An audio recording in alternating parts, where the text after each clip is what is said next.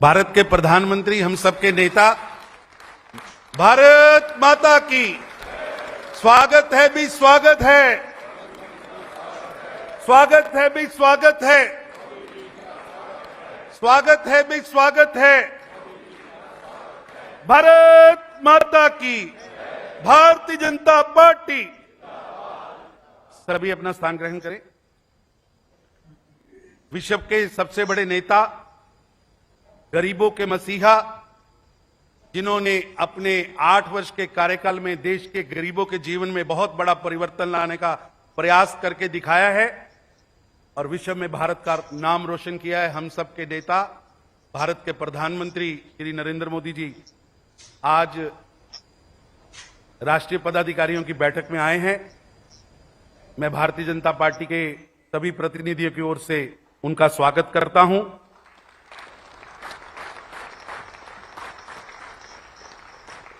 और माननीय राष्ट्रीय अध्यक्ष जी से निवेदन करता हूं कि आज की इस राष्ट्रीय पदाधिकारियों की बैठक में प्रस्तावना रखें माननीय राष्ट्रीय अध्यक्ष जी श्री जगत प्रकाश नड्डा जी। भारत माता की।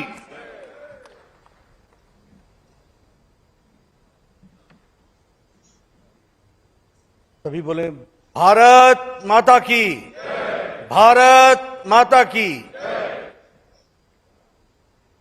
आज के इस राष्ट्रीय पदाधिकारी बैठक में हम सबके बीच में उपस्थित भारत के यशस्वी प्रधानमंत्री सम्मानीय श्री नरेंद्र मोदी जी, हमारे सभी राष्ट्रीय पदाधिकारी, हमारे सभी प्रदेश के अध्यक्ष और संगठन महामंत्री और यहाँ इस कार्यक्रम में उपस्थित मीडिया के सभी साथीगण, यह हम सबका सौभाग्य है कि आज आदरणीय प्रधानमंत्री जी राष्ट्रीय पदाधिकारी बैठक के उद्घाटन सत्र में हम सबका मार्गदर्शन करने वाले हैं। मैं अपनी ओर से और आप सब की ओर से उनका इस बैठक में हार्दिक अभिनंदन करता हूं, स्वागत करता हूं। यह हमारे लिए बहुत ही सौभाग्य की बात है कि संगठन की जब जब आवश्यकता पड़ी है, संगठन की हमेशा आदरणीय प्रधानमंत्री जी का हमको नेतृत्व मिला, मार्गदर्शन मिला और समय मिला है। वह हम सबको अपने व्यस्ततम समय में भी, जब भी पार्टी ने उनसे कोई आशा रखी, वह हमेशा हम सबके मार्गदर्शन देने के लिए हमेशा उनका हमको समय मिलता रहा है। मैं अपनी ओर से और सभी पार्टी के कार्यकर्ताओं की ओर से उनका धन्यवाद करता हूं, क्योंकि उनके मार्गदर्शन से पार्टी को हम ताकत दे पाते हैं और पार्टी को आगे बढ़ाने में हम सब लोग अपना योगदान कर पाते। मुझे याद है कि पिछली बैठक में आप आए थे और आपने हमें मार्गदर्शन दिया था और आपने लंबा समय हमारे साथ गुजारा था और जिसमें आपने पार्टी के कार्यशैली, रीति नीति, पार्टी की संस्कृति, पार्टी की कार्य पद्धति, इन सारे विषयों में आपने हम सबको बहुत तफसील से सारी बातें बताई थी।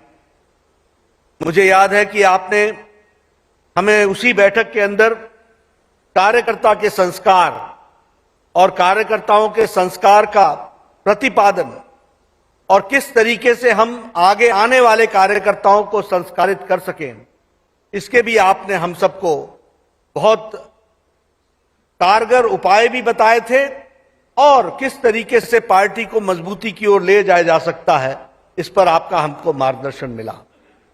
हम आपके धन्यवादी हैं कि कोविड के संक्रमण काल में जब सभी राजनीतिक दल एक तरीके से लॉकडाउन हो गई, एक तरीके से क्वारंटाइन हो गई, एक तरीके से आइसोलेशन में चली गई और सिर्फ नेता भी ट्विटर पर दिखे, ऐसे वक्त पर आपने हम सबको सेवा ही संगठन का मंत्र दिया और सेवा ही संगठन के मंत्र से भारतीय जनता पार्टी के करोड़ों कार्यकर्ताओं को कार्य करने के लिए प्रेरित किया।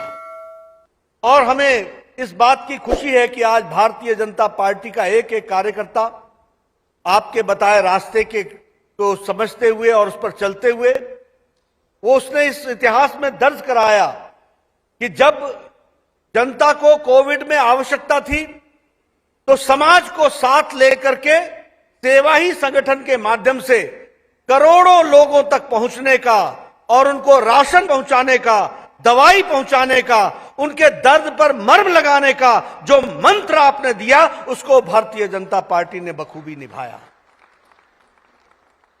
मैं अपना सौभाग्य मानता हूं कि हमें पल पल पर आपका मार्गदर्शन मिलता रहता है और उसी मार्गदर्शन से पार्टी सबल होकर के आगे चलती है। आज हम 4 सत्रों में पार्टी की आगामी योजना के बारे में चर्चा करने वाले हैं और उस चर्चा में हमारे कई विषय रहने वाले हैं। हम संगठनात्मक विषय पर भी चर्चा करेंगे, हम कार्यक्रमात्मक विषयों पर भी चर्चा करेंगे, हम पार्टी का आंतरिक संगठन कैसे मजबूत हो इस पर भी चर्चा करेंगे और इसके साथ साथ पार्टी किस तरीके से आम आदमी के लिए एक अच्छा उपकरण बन सके और आपके द्वारा चलाए जा रहे कार्यक्रमों को लास्ट माइल डिलीवरी तक पहुंचाने में पार्टी कैसे योगदान कर सकती है, इसकी भी हम विस्तृत चर्चा करने वाले। हमें जहां संगठन का सवाल है, हम बूथ सशक्तिकरण की ओर बढ़े हैं। हमने सशक्त मंडल, सक्रिय बूथ, पन्ना प्रमुख तक पहुंचने का हमारा जो कार्य है उसको हम लोगों ने बल दिया है और उसी को आगे बढ़ाते हुए बूथ के सशक्तिकरण और जहां बूथ कमजोर है उसके लिए क्या हम आगे उपाय कर सकते हैं, उन सारी बारीकियों पर हम चर्चा करने वाले हैं। उसी तरीके से लोकसभा में हम कौन से लोकसभा के प्रवास को और आगे बढ़ाएं और किस तरीके से लोकसभा में हम मजबूती के साथ संगठन को खड़ा कर सकें, इस पर भी हम चर्चा करने वाले हैं। प्रशिक्षण हमारा लगातार पार्टी का कार्यक्रम है, उस प्रशिक्षण के कार्य को भी हमने जिला स्तर, मंडल स्तर तक पहुंचाया है, उसका भी हम विश्लेषण करने वाले हैं और उस कंटेंट को हम कैसे और कारगर कर सकते हैं उस पर भी हम चर्चा करने वाले हैं। इसी तरीके से जहां तक कार्यक्रमात्मक विषयों का सवाल है तो 2 तरीके से हम चर्चा करने वाले हैं। एक तो हमारे संगठन के लगातार सतत चलने वाले कार्यक्रम, उन कार्यक्रमों को हम कैसे आगे बढ़ा सकते हैं और कैसे उसको ताकत दे सकते हैं, इस पर हम चर्चा करेंगे। और इसके साथ साथ जो सरकार के द्वारा, आपके द्वारा जो जन उपयोगी, जन कल्याणकारी कार्यक्रम चल रहे हैं उसके लास्ट माइल डिलीवरी में पार्टी कैसे उपकरण बन सकती है, इस विषय को भी हम चर्चा में आज लाने वाले हैं और चर्चा करेंगे। जहां तक हमारे प्रवास का सवाल है, हम जानते हैं कि लंबे समय तक कोविड के संक्रमण के कारण हमारा प्रवास कम हो पाया। हमें डिजिटल वर्ल्ड का सहारा लेना पड़ा और डिजिटल दुनिया के माध्यम से भी पार्टी को आगे एक्टिव किया। लेकिन अब हम प्रवास पर भी जोर देते हुए मंडल और बूथ तक हम किस तरीके से अपने प्रवास क्रम को आगे बढ़ाएं, इन सारी बारीकियों पर हम चर्चा करके आगे बढ़ने वाले हैं। हम 3 वक्तव्य भी इस बैठक में लाने वाले हैं। एक तो आदरणीय प्रधानमंत्री जी के नेतृत्व में पिछले 8 साल में जो देश को मजबूत करने के लिए कार्यक्रम चलाए गए और जिससे देश का, जिसे कहते हैं होलिस्टिक अप्रोच में देश आगे बढ़ा है, इस सारे विषयों को और सारे कार्यक्रमों को एक वक्तव्य के रूप में हम पिरो करके देश के सामने रखना चाहते हैं। तो एक वक्तव्य हमारा ये रहने वाला है। दूसरा, उसी तरीके से हम आगे आने वाले समय में कार्यक्रमों के लिए किस तरीके से जो हमको चुनाव में सफलता मिली है और एक बार नहीं बारंबार सफलता मिली है, हर चुनाव में हमारे विरोधियों ने हमें शिकस्त देने का हर भरपूर प्रयास किया है, लेकिन उसके बावजूद भारत की जनता का आदरणीय मोदी जी पर अटूट विश्वास और उनके कार्यक्रमों पर मोहर एक बार नहीं बारंबार लगाई है। इस विषय को भी हम जनता के सामने उनका धन्यवाद भी करेंगे, उनके आशीर्वाद के लिए भी धन्यवाद करेंगे और अभी जो 4 राज्यों के चुनाव में नतीजे आए हैं उस पर भी हम तफसील से चर्चा करते हुए वक्तव्य देंगे। एक, हम राजस्थान की धरती पर आए हैं।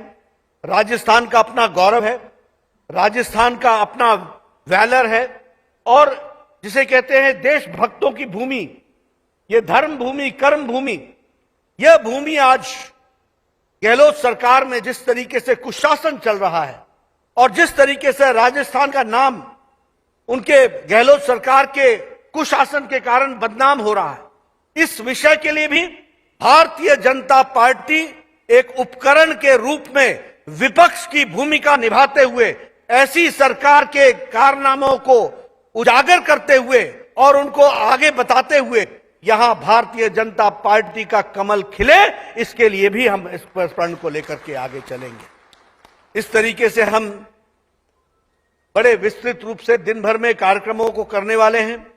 आदरणीय प्रधानमंत्री जी का हम सबको हमेशा मार्गदर्शन मिलता रहा है और आज भी हमको उनका मार्गदर्शन मिलेगा।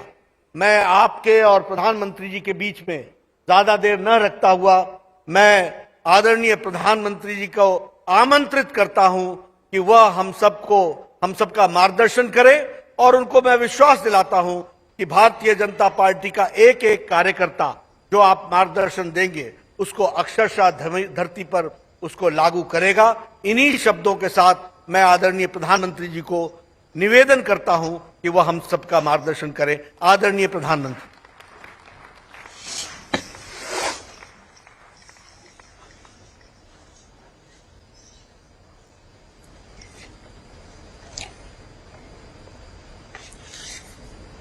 नमस्कार।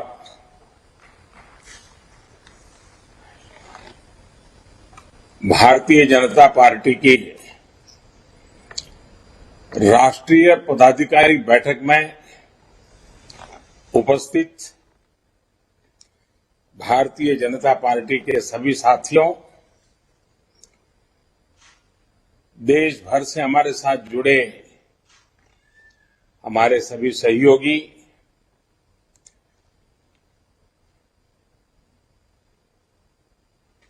सबसे पहले तो मैं देश के कोने कोने में मातृभूमि की सेवा में लगे हुए, जन जन के कल्याण में खप रहे भाजपा के कोटि कोटि कार्यकर्ताओं का अभिनंदन करता हूं।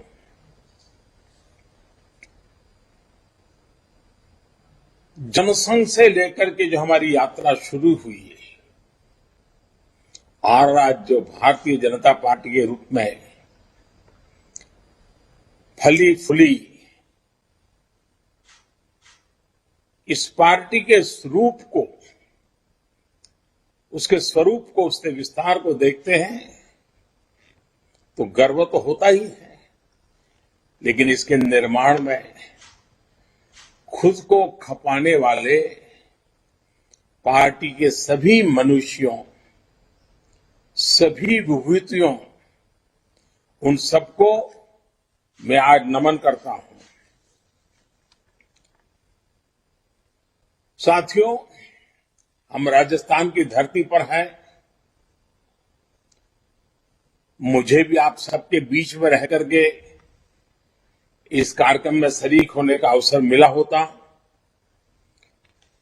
तो मेरे लिए भी वो प्रेरणा का कारण बनता, ऊर्जा का स्रोत मिलता, क्योंकि जब भी मैं कार्यकर्ताओं से मिला हूं, कार्यकर्ता छोटा हो बड़ा हो, बहुत कुछ जानने को मिलता है, बहुत कुछ बातों के अनेक पहलू समझने को मिलते हैं।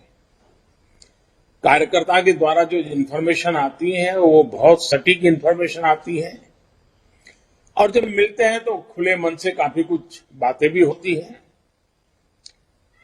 तो मेरे मन में तो कसक रह जाएगी कि मैं नहीं पहुंच पाया, लेकिन वर्चुअली आप सबके दर्शन कर रहा हूं, आपसे बात कर रहा हूं। साथियों, राजस्थान की धरती पर है तब हम सबको श्रद्धेय सुंदर सिंह जी भंडारी की याद आना बहुत स्वाभाविक है। आज ये वर्ष श्रद्धेय सुंदर सिंह भंडारी जी की जन्म शताब्दी का भी वर्ष है।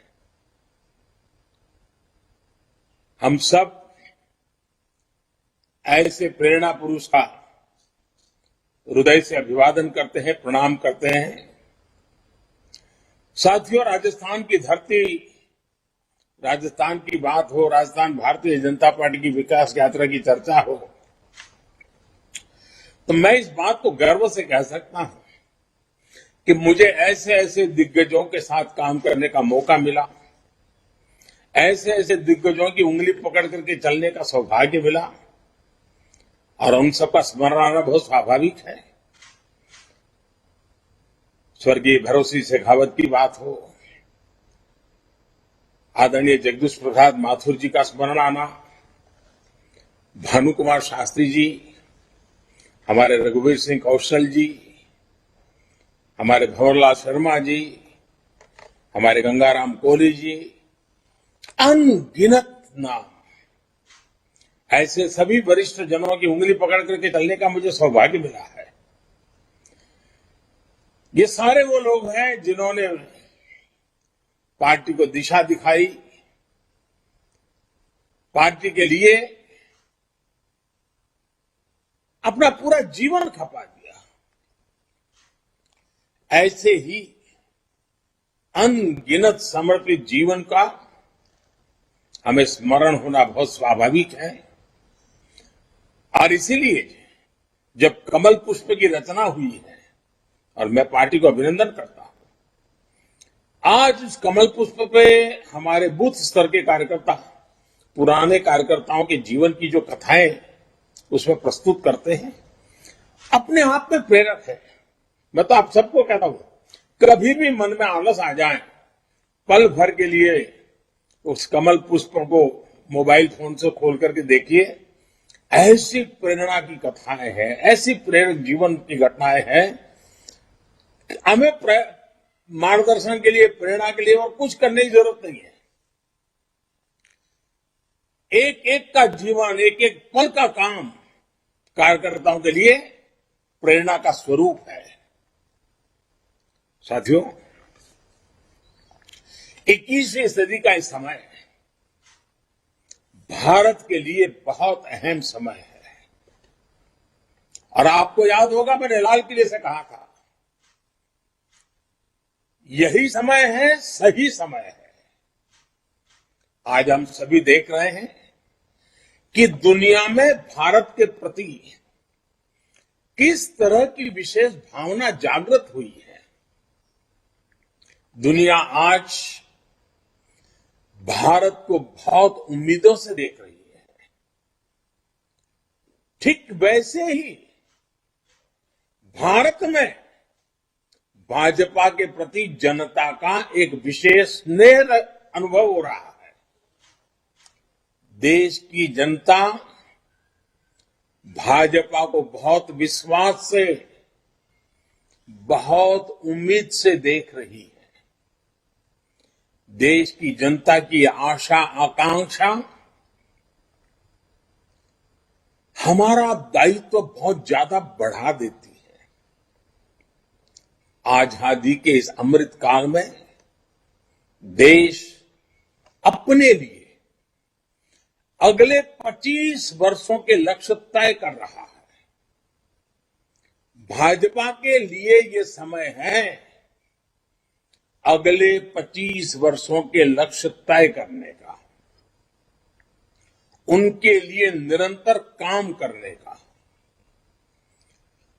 देश के लोगों की जो उम्मीदें हैं, हमें वो पूरी करनी है। देश के सामने जो चुनौतियां हैं, हमें देश के लोगों के साथ मिलकर हर चुनौतियों को पार करना है, परास्त करना है और विजय के संकल्प के साथ आगे बढ़ना है। और हम जानते हैं कि इसका मार्ग क्या है। हमारा दर्शन है पंडित दीनदयाल उपाध्याय का एकात्म मानव दर्शन। अंत्योदय, हमारा चिंतन है डॉक्टर श्यामा प्रसाद मुखर्जी की सांस्कृतिक राष्ट्रनीति। हमारा मंत्र है सबका साथ, सबका विकास, सबका विश्वास और सबका प्रयास। साथियों, मैं एक अलग तरीके से बात आपको बताना चाहता हूं। अब मान लीजिए, कल्पना कीजिए, किसी गंभीर बीमारी से पीड़ित व्यक्ति जब लंबे उपचार के बाद भी ठीक नहीं होता तो बीमारी को ही अपनी नियति मान लेता है। वो बीमारी से बनी उन परिस्थितियों को स्वीकार कर लेता है, उसमें जीना सीख लेता है। वो सोचता है कि किसी भी तरह चलो भाई दिन कट जाए। व्यक्ति के जीवन में ऐसा होता है ना, कभी कभी राष्ट्र के जीवन में भी ऐसा होता है। हमारे देश में भी एक लंबा कालखंड ऐसा रहा जब लोगों की सोच मजबूरन ऐसी हो गई थी कि बस और कोई सहारा नहीं है, अब तो इसी में गुजारा करना है, बस किसी तरह बस समय निकल जाए, जिंदगी गुजर जाए। ना सरकारों से उनको कोई अपेक्षा बची थी और नहीं सरकार भी उनके प्रति कोई अपनी जवाबदेही है वो समझने की स्थिति में थी। साथियों, देश की जनता ने 2014 में एक नया इतिहास लिखने का फैसला कर लिया। फैसला जनता का था। 2014 के बाद भाजपा देश को इस सोच से बाहर निकल करके लाई है। आज निराशा नहीं, आशा और अपेक्षा का युग। साथियों, आज भारत के लोग एस्पिरेशन से भरे हुए हैं। आज हिंदुस्तान का हर नागरिक नतीजे चाहता है, सरकारों का काम करते हुए देखना चाहता है। वो अपनी आंखों के सामने परिणाम प्राप्त करना चाहता है, परिणाम देखना चाहता है। राजनीतिक नफा नुकसान से अलग मैं इसे जनमानस में आया बहुत बड़ा पॉजिटिव चेंज मानता हूं। जब देश के 130 करोड़ लोगों की आकांक्षाएं इस प्रकार से जग जाती है तो निश्चित रूप से सरकारों की जवाबदेही भी बढ़ती है। उनके लिए काम करना अनिवार्य हो जाता है। सार्वजनिक जीवन के हर व्यक्ति के लिए ये जन जागृति अनिवार्य रूप से काम करने के लिए प्रेरित भी करती है, दबाव भी बनाती है। और इसलिए देश के लोगों की बढ़ती हुई एस्पिरेशंस में मैं देश के उज्जवल भविष्य को भली भांति देख रहा हूं। और जब ये सारी चित्र मेरे सामने मैं देखता हूं, आत्मविश्वास से भरे हुए देश के युवाओं को देखता हूं, कुछ कर गुजरने के हौसले के साथ, भागीदारी के विश्वास के साथ आगे बढ़ती बहन बेटियों को देखता हूं, तो मेरा आत्मविश्वास भी कई गुना बढ़ जाता है। साथियों, जब अपेक्षाएं बढ़ती हैं तो अपेक्षित परिणाम लाने के लिए परिश्रम की पराकाष्ठा करने का जज्बा भी बढ़ता है। यही जज्बा देश को आजादी के इस अमृत काल में नई ऊंचाई पर ले जाएगा। साथियों, आजादी के इस अमृत काल में देश जिन बड़े लक्ष्यों पर काम कर रहा है, तब हमें कुछ बातें और भी याद रखनी जरूरी है। भाजपा का कार्यकर्ता होने के नाते हमें चैन से बैठने का कोई हक नहीं है, कोई अधिकार नहीं है। यूं तो दुनिया कहेगी, और सच्चाई भी है, कि आज देश के 18 राज्यों में भाजपा की सरकार है, 1300 से अधिक विधायक हो, 400 से अधिक सांसद हो, राज्यसभा में भी वर्षों के बाद कोई दल 100 के आंकड़े को छूने जा रहा है, वो नसीब भी भाजपा को मिला है। यानी ये सारी सफलताओं को जब सामने देखते हैं तो स्वाभाविक मन करेगा यार बहुत हो गया। लेकिन साथियों, हमें सत्ता भोग ही करना होता तो भारत जैसे विशाल देश में कोई भी सोच सकता है कि अरे भाई इतना सारा मिल गया, इतना सारा प्राप्त कर लिया, अरे अब तो बैठो आराम करो, चलो यार। जी नहीं, वो रास्ता हमारे लिए नहीं है, वो रास्ता हमें मंजूर नहीं है। और जिन्होंने हमारे देश के लिए, हमारी पार्टी के लिए जीवन खपाया है, उन्होंने हमें आराम करने की इजाजत नहीं दी है। और इसलिए आराम तो नहीं करना है। साथियों, इतना सब विजय पताका के फहर रही है तो भी आज भी हम अधीर हैं, आज भी हम बेचैन हैं, आज भी हम आतुर हैं, क्योंकि हमारा मूल लक्ष्य भारत को उस ऊंचाई पर पहुंचाना है जिसका सपना देश की आजादी के लिए मर मिटने वालों ने देखा था। जिन सपनों को लेकर के देश के वीर फांसी के फंदे को गले में लगा करके मातृभूमि के लिए आहूत हो गए थे। हमें अपने स्वतंत्रता सेनानियों का रण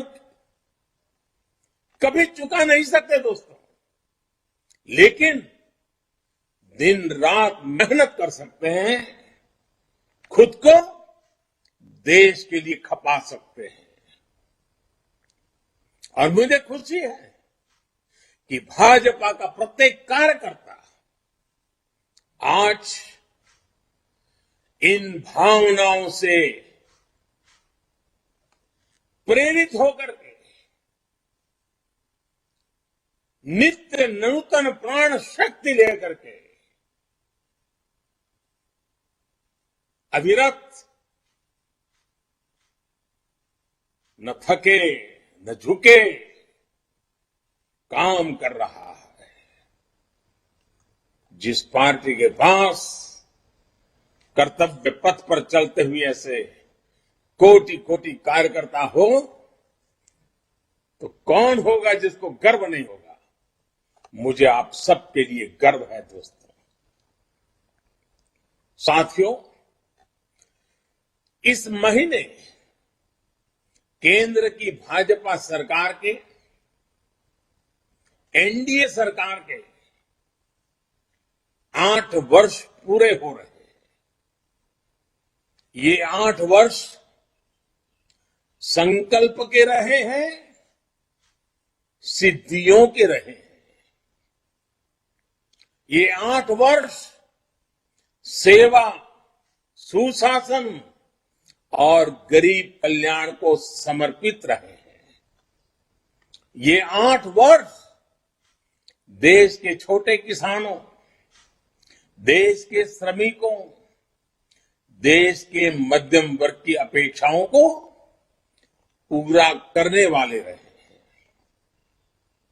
ये 8 वर्ष देश के संतुलित विकास, सामाजिक न्याय और सामाजिक सुरक्षा के लिए भी रहे हैं। और ये 8 वर्ष देश की माताओं, बहनों, बेटियों के सशक्तिकरण, उनकी गरिमा बढ़ाने के प्रयासों के नाम रहे हैं। साथियों, सरकार पर, सरकार की व्यवस्थाओं पर, सरकार के डिलीवरी मैकेनिज्म पर किसी समय देश का जो भरोसा उठ गया था, 2014 के बाद जनता जनार्दन के आशीर्वाद से भाजपा सरकार उसे वापस लेकर आई है। आज गरीब से गरीब भी ये नहीं सोचता कि ये सरकारी योजना तो सिर्फ सिफारिश वालों के लिए है, जान पहचान वालों के लिए है, जो रुपये पैसे खर्च कर सकता है उनके लिए है। आज वो अपने आसपास लोगों को योजनाओं का लाभ मिलते देख रहा है। वो आज बहुत विश्वास से कहता है कि एक ना एक दिन मुझे भी इस योजना का लाभ अवश्य मिलेगा। और ये बात वो विश्वास से कहता है। और साथियों, इसलिए इस बार आपको याद होगा, मैंने 15 अगस्त को लाल किले से 100% लाभार्थियों तक पहुंचने की बात की थी। काम कठिन है, मैं जानता हूं। देश बहुत विशाल है, जिम्मेवारियां बहुत बड़ी हैं। कई काम है जिसमें राज्य सरकारों पर डिपेंडेंट है, कई काम है जिसमें स्थानीय स्वराज के निकायों पर डिपेंडेंट है। भांति भांति के प्रभाव भी हैं। उसके बावजूद भी साथियों, जब ये ठान लेंगे कि हमें हर लाभार्थी तक पहुंचना है, एक भी व्यक्ति के छूटने की गुंजाइश को समाप्त कर देना है, तो तय लक्ष्य तक जरूर पहुंचेंगे। और इसके लिए मैं लगातार एक बात सरकारी अधिकारियों से, अन्य राज्य सरकारों से करता रहता हूं, सैचुरेशन की बात करता हूं। सैचुरेशन का ये सिर्फ पूर्णता का एक आंकड़ा भर नहीं है, लेकिन जब हम सैचुरेशन की बात करते हैं, सैचुरेशन पर बल देते हैं, तो ये भेदभाव, भाई भतीजावाद, तुष्टीकरण, भ्रष्टाचार के चंगुल से देश को बाहर निकालने का माध्यम है। भारत के सामान्य नागरिक को सरकारी दफ्तरों के चक्कर से मुक्ति दिलाने का जो अभियान बीते 8 साल से देश में चल रहा है, सैचुरेशन का अभियान उसको और सशक्त करेगा। और इसलिए आज राष्ट्रीय पदाधिकारियों की इस बैठक में हम सभी को इस संकल्प के साथ आगे बढ़ना है कि हम जिस भी क्षेत्र में होंगे, जो भी हमारा कार्य क्षेत्र होगा वहां कोई भी गरीब, कोई भी हकदार नागरिक योजनाओं के लाभ से वंचित नहीं रहेगा। इसके लिए भाजपा को नए जागरूकता अभियान शुरू करने चाहिए। चुनाव के समय जैसे हम हर बूथ तक जाते हैं, हर परिवार में पहुंचते हैं, उसी स्पिरिट से घर घर जाना है, एक एक नागरिक तक जाना है। हर घर भाजपा, हर गरीब का कल्याण, हमें इसी भावना के साथ लगातार काम करना होगा। आप में से बहुत सारे लोग जानते होंगे और खास करके जब राजस्थान में आप बैठे हैं तो शायद वहां भी कोई ये कहावत जरूर आपके कान पर पड़ेगी। राजस्थान में अक्सर एक कहावत कही जाती है, अम्बर को तारो हाथ से कोनी टूटे, यानी आसमान का तारा हाथ से नहीं टूटता है। साथियों, ये कहावत अपनी जगह पर सही है और इसलिए हमें ये भूलना नहीं है कि हमारा लक्ष्य आसमान जितना ऊंचा है इतनी आसानी से नहीं मिलेगा, लेकिन मेहनत करेंगे तो उसे प्राप्त जरूर करेंगे। साथियों, जिस एक और विषय पर हमें निरंतर कार्य करते रहना है वो है देश में विकासवाद की राजनीति की चौतरफा, चहुं दिशा में स्थापना होनी चाहिए। कोई भी दल हो, उसको भी विकासवाद की राजनीति पर आने के लिए मजबूर करना। साथियों, हम बड़े गर्व से कह सकते हैं कि ये भारतीय जनता पार्टी है जिसने विकासवाद की राजनीति को देश की राजनीति की मुख्य धारा बना दिया है। आज कोई भी चुनाव हो, विकास में विश्वास करने वाले लोग हो या न हो, समाज को तोड़ने की राजनीति करने वाले लोग हो तो भी, शॉर्टकट ढूंढ करके सत्ता पाने के नुस्खे आजमाने वाले लोग हो तो भी, चाहते हो या न चाहते हो, लेकिन चुनाव में हर किसी को विकास के नाम पर बात करनी ही पड़ती है। चुनाव के मैदान में विकास की चर्चा करनी ही पड़ती है और गर्व है भारतीय जनता पार्टी कि हमने राजनीति को इसकी विकासवाद की धारा के साथ प्रमुख रूप से बल दिया है।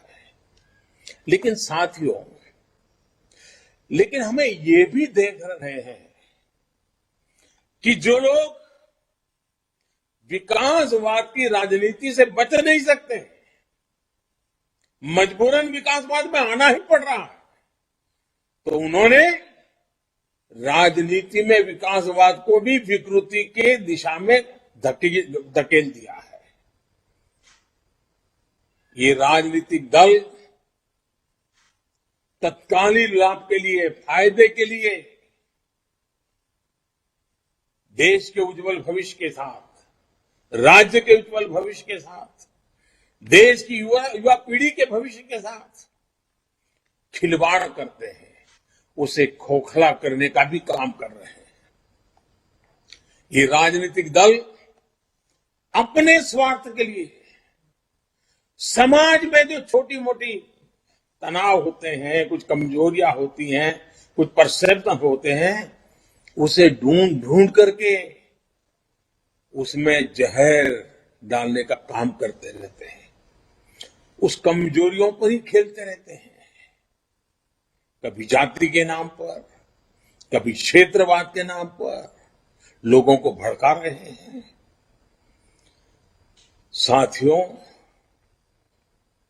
एक भारत श्रेष्ठ भारत का सपना लेकर के चल रही भारतीय जनता पार्टी के लिए यह भी अनिवार्य है कि देश के लोगों को लगातार हमें सावधान करते रहना होगा, इस प्रकार के लोगों से सचेत करना होगा, इस प्रकार के दलों से सचेत करना होगा। साथियों, हमें एक और बात हमेशा याद रखनी है। हम सबको याद है, जनसंघ के जमाने में जब हम कहीं हाशिए पर पड़े थे, कोई हमें जानता भी नहीं था, न उस नगर में जानता था, न उस राज्य में जानता था, न उस जिले में जानता था। फिर भी उस जमाने में जब हमारे बात को कोई कानों पर धर ले, ये संभावना भी नहीं थी, उस समय भी जनसंघ के जमाने में हमारे कार्यकर्ता, हमारे पुरानी पीढ़ियां जिन नीतियों पर डटे रहे, जिन नीतियों को लेकर के चलते रहे, कार्यक्रम करते रहे, उसकी मुख्य धारा थी राष्ट्रभक्ति, राष्ट्रहित, राष्ट्र सेवा, राष्ट्र निर्माण। यही प्राथमिकता थी।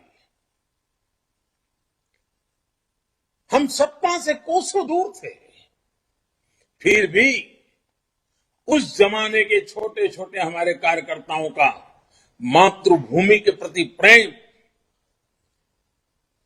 राष्ट्र सर्वोपरि की निष्ठा, उसमें इतनी ताकत थी कि सत्ता के पर बैठे काबिज बड़े बड़े लोगों को भी भारतीय जनसंघ की उस राष्ट्रभक्ति और राष्ट्रीय विचारधारा को वो कभी चुनौती नहीं दे पा रहे थे।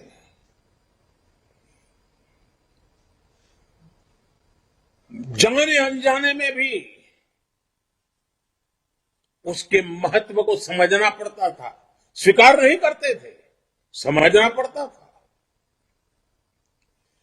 और आज भाजपा की नीतियां उसी राष्ट्रभक्ति से प्रेरित होकर विकास पर केंद्रित हुई है, विश्वास पर केंद्रित है।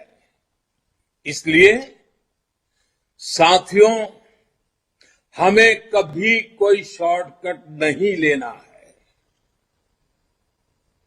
हमें देश हित से जुड़े जो भी बुनियादी विषय हैं, जो कोर इश्यूज हैं, उन्हीं पर आगे बढ़ना है। कदम को दाएं बाएं जाने नहीं देना है, जुबान को इधर उधर फिसलने नहीं देना है। और ये कोर इश्यूज क्या है? गरीब का कल्याण, गरीब का जीवन आसान बनाने के लिए, गरीब को सशक्त करने के लिए हमें लगातार काम करना है। हमें कभी भी भटकना नहीं है। और मैं आपको सतर्क भी करूंगा, आपसे आग्रह भी करूंगा कि आपको विकास से जुड़े मुख्य मुद्दों से भटकाने की लाख कोशिशें होंगी, लेकिन आपको देश के विकास से जुड़े विषयों पर ही टिके रहना है। हम देखते ही हैं कि आज का किस तरह कुछ पार्टियों का इकोसिस्टम पूरी शक्ति से देश को मुख्य मुद्दों से भटकाने में लगा हुआ है। हमें कभी ऐसी पार्टियों के जाल में नहीं फंसना है। मैं जानता हूं कि आप अपने संवादों में, बातचीत में, संबोधनों में, पत्रकार वार्ता में, अगर आप कहते हैं कि हमारी सरकार ने 2014 के बाद गरीबों के लिए 3 करोड़ घर बनाए हैं, ठीक है, वो खबर कोई फ्रंट पेज पर नहीं छापेगा, टीवी के पर्दे पर नहीं दिखाई देगी। अगर आप कहेंगे कि 50 करोड़ से ज्यादा लोगों को 5 लाख रुपए तक का मुफ्त इलाज की व्यवस्था हमने की है, हो सकता है कोई उसको कान पे न धरे। 8,000 से ज्यादा जन औषधि केंद्रों की बात अगर हम करें तो हो सकता है टीवी में, मीडिया में, अखबार में सुर्खियों में नजर न भी आए। मैं जानता हूं कि आप 10 करोड़ से ज्यादा छोटे किसानों के बैंक खाते में सीधे पैसे ट्रांसफर करने की बात करेंगे, हो सकता है उसको भी नजरअंदाज कर दिया जाएगा, उसको भी कभी अखबार के पन्नों पर नहीं दिखाई देगी, टीवी पर नहीं बताया जाएगा, हो सकता है। मैं जानता हूं कि आप हर घर जल की बात करेंगे, हर गांव तक ब्रॉडबैंड कनेक्टिविटी की बात करेंगे, आप देश में डिजिटल क्रांति की बात करेंगे, फिनटेक की बात करेंगे, डिजिटल ट्रांजैक्शन की बात करेंगे। ये इकोसिस्टम उसको तवज्जो नहीं देने देगी, उस बात को आगे नहीं बढ़ने देगी। आप प्रधानमंत्री म्यूजियम बनाएंगे, डेमोक्रेसी के ट्रू स्पिरिट को हिंदुस्तान के आजादी के अमृत महोत्सव में लाकर के खड़ा कर देंगे, तो आंखें मूंद ली जाएगी, चुप्पी दी रख ली जाएगी। होगा, आप जितने भी अच्छे काम कर रहे हो कोई पब्लिसिटी नहीं मिलेगी, कोई हेडलाइन नहीं बनेगी, टीवी पर वो बात चमकेगी नहीं। लेकिन इन सब के बावजूद भी साथियों, हमें अपने मार्ग पर डटे रहना है, विकास के मुद्दों पर टिके रहना है, देश हित के मुद्दों पर टिके रहना है। कभी न कभी मजबूरन उनको भी इन मुद्दों की सकारात्मक रूप में स्वीकृति देनी ही पड़ेगी। बस हम इस इकोसिस्टम के गब्बारों में उसको एड्रेस करने की कोशिश में न लगे जाए। साथियों, ऐसा करके ही इस अमृत काल में हम देश की राजनीति को पूरी तरह विकास पर केंद्रित कर पाएंगे। साथियों, एक और कोशिश जो हम सबको करनी है वो है ज्यादा से ज्यादा लोगों को भाजपा से जोड़ने की। करोड़ों की सदस्य संख्या हमारा गर्व बढ़ाती है, लेकिन हमें फिर भी रुकना नहीं है। हर क्षेत्र के लोग, हर समाज के लोग, हर कोई भाजपा को अपना माने, अपने सपनों का प्रतिबिंब भाजपा में देखें, अपने संकल्पों का सामर्थ्य भाजपा में देखें। भारतीय जनता पार्टी ऐसा वटवृक्ष हो, ऐसा गुलदस्ता हो कि समाज के हर व्यक्ति को उसमें अपने सपने नजर आते हो।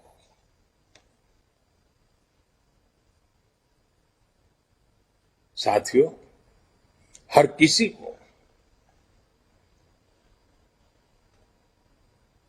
जागरूकता पूर्वक सिर्फ सदस्य ही नहीं बनाने हैं, बल्कि राष्ट्र नीति के पथ पर चलने वाले कर्मठ युवा कार्यकर्ताओं को मंच देना है, अवसर देना है,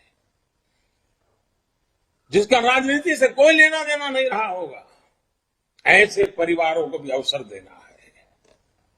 अगर मैं आज के युवाओं की भाषा में कहूं तो जो भारत के समृद्ध भविष्य के कोड लिखने के लिए लालायित है, ऐसे हर युवा को, हर बेटे बेटी को हमें भाजपा के साथ जोड़ना है।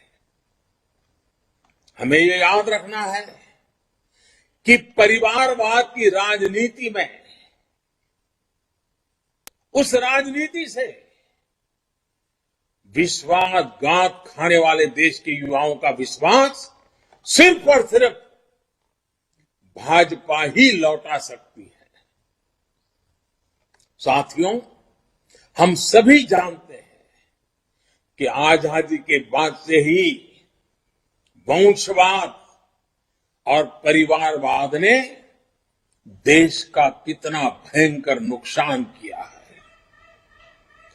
परिवारवादी पार्टियों ने देश में भ्रष्टाचार को, धांधली को, भाई भतीजावाद को, इसी को आधार बना करके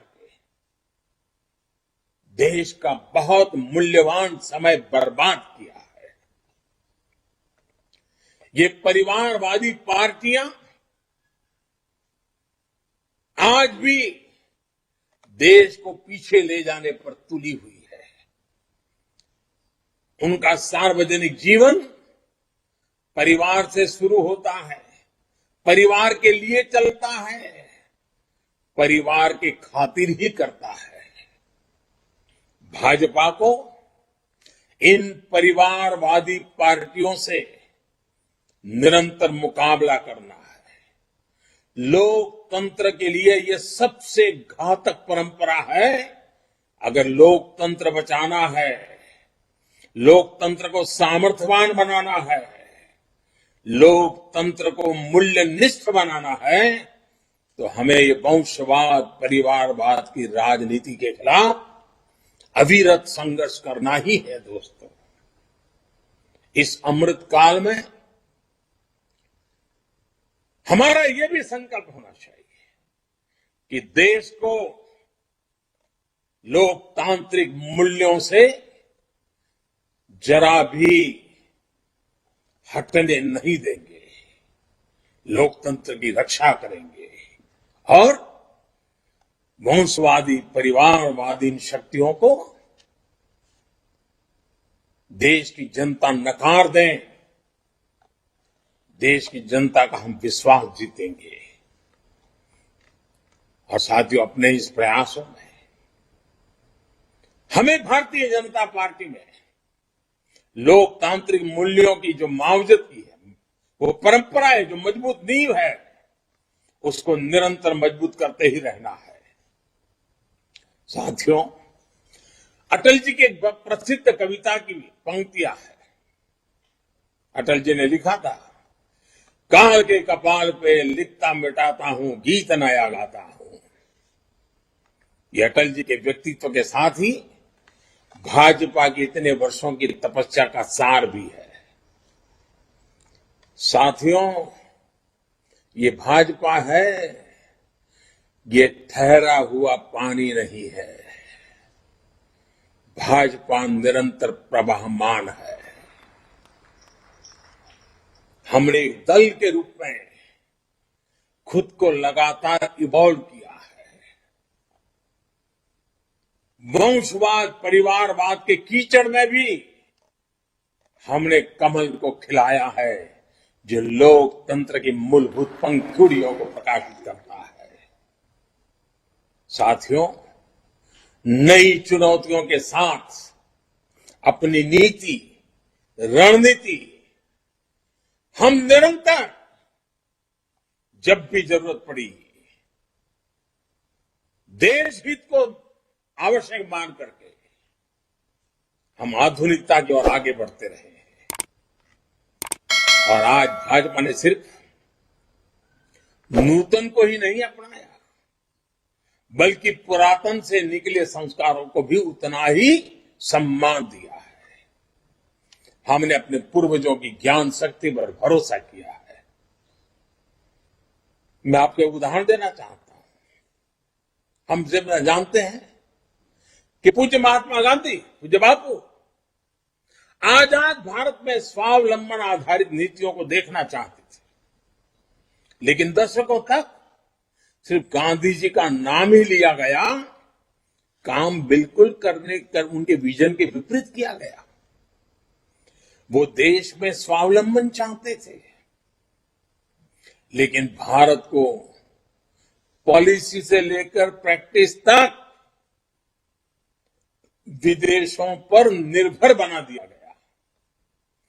अब आज देश देख रहा है कि भाजपा सरकारों के समय स्थितियां कैसी तेजी से बदल रही है। आज देश आत्मनिर्भरता के रास्ते पर चल पड़ा है। आज हर भारतीय लोकल के लिए वोकल हो रहा है, स्थानीय उत्पादों पर गर्व कर रहा है। साथियों, ये भाजपा ही है जिसने भारत की सांस्कृतिक और भाषाई विविधता को पहली बार राष्ट्रीय स्वाभिमान से जोड़ा है।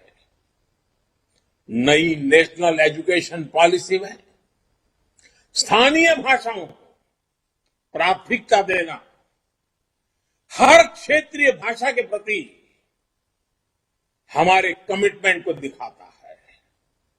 भाजपा भारतीय भाषाओं को भारतीयता की आत्मा मानती है और राष्ट्र के बेहतर भविष्य की कड़ी मानती है।